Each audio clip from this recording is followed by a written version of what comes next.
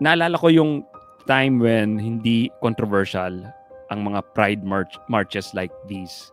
And that's because ang pinaglalaban lang ng mga kapatid natin sa LGBTQ plus community before is not to be bullied. And if yun yung pinaglalaban nila hanggang ngayon, I think it's easy to side with you on that. Dahil sino ba naman ang may gustong nabubuli? And I would go as far as to say na kapag ang mga listeners ng podcast na ito or viewers, nakita kayo ng someone from the LGBTQ plus community na binubuli, pagtanggol nyo, okay? I think I'll do the same kapag nakita ko in front of me ng someone from the LGBTQ plus community na binubuli. I'll be the first one na magtatanggol dito sa taong ito because that's obviously wrong. Okay? Yung physically na binubuli. May gusto akong panoorin kasi ang episode natin is how do we respond to Pride Month, and ang ganda ng sinabi ng kaibigan nating si Jason Evert tungkol dito. So panoorin natin itong Jason Evert interview na ito. Here you go. You know, in this article, you also say that Pride Month can be a great time to talk to children or others about same-sex attraction, and you encourage us not to, quote, hide in a bunker until July comes. Tell us more. Yeah, well, we need to understand, obviously, our primary role as parents, we're the primary sex educators, not the school, not the government, not even the church. It's our role to speak into these subjects. And obviously, we need to do it in an age-appropriate manner. Our children have a right to their innocence, and we obviously want to prolong that as long as we can. But when all these rainbows are thrown in our face and our kids start asking questions, we need to realize, okay, I don't really want to discuss this now, but maybe this is a teachable moment. I was at a department store and my kids, the clerk there was presenting as female, though he was male. Now, this is obviously a different issue than homosexuality, but similar. And the kid's like, you know, what do we do? How do we react? And I said, well, here, just watch me. And I said to the guy, how are you doing today? You know, having a good night? And I just treated him like a human being. And then I sat down with the kids and we had a discussion about what gender dysphoria was. I wasn't planning on discussing that with my elementary school kids, but it was thrown in our face.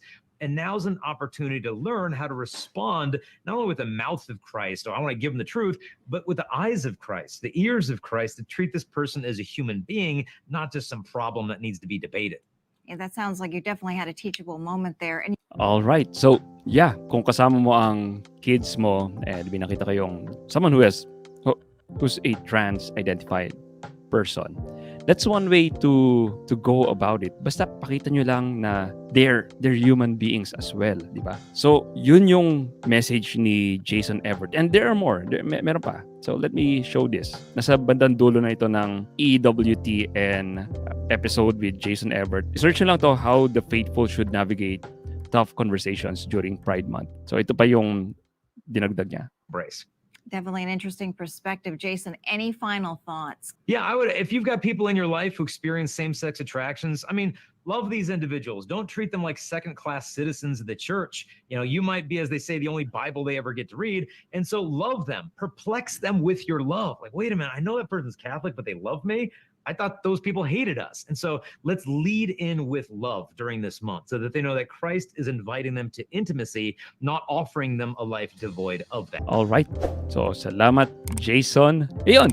So, just love that individual. And yun din sinabi sa atin ni Father Franz Dison when we interviewed him about this. Tratuhin mo lang kung paano mo tinatrato ang iyong kaibigan. We don't want them to live a life that's a lie, diba? Because for example, yung person who identify as trans, we want them sana that they live a life of truth.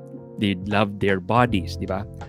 Instead of hating their bodies and wanting it to be the other sex. Dun sa persons who identify as who has same-sex attraction, we pray and we hope that they live a life of chastity dahil walang patutunguhan ang buhay na hedonistic and only sineserve mo lang ang iyong desires, di ba? So we want to point them to Christ. And that's why whenever I talk about this, lagi kong gustong tuldukan with an invitation to Courage Philippines. So sa mga nakikinig dito, persons who identify as LGBT, give it a chance. Umattend kayo sa mga welcoming seminars ng Courage Philippines, message nyo sila, then they'd respond. And before I record this episode, may nag-message din sa akin, a person who have same-sex attraction, who's well in the LGBTQ plus community, but medyo hindi na niya gusto yung nangyayari sa community dahil sinisiraan maging ang simbahang Katoliko. And yun nga, ang dami kong natatanggap actually na messages from persons who identify as LGBTQ plus who really appreciate what we're doing here sa podcast. And shout out sa inyo. You know who you are. Kung nag-message kayo, you know who you are. Kaya salamat sa message mo. Sa message nyo. Marami sila actually. Hindi ko lang ma-share yung mga pangalan because they want to remain anonymous. But they exist. May mga persons who identify as LGBTQ plus who really want to know Jesus and who wants to experience God's love for them. Because, of course, we're all children of God. And we're all sinners. Ako, iba lang naman yung struggles ko, di ba?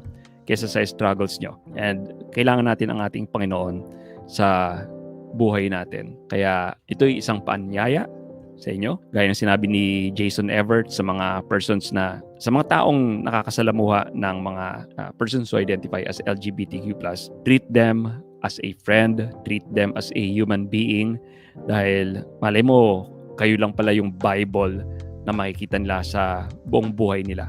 Kayo lang ang representative ni Kristo na makikita nila sa buhay nila.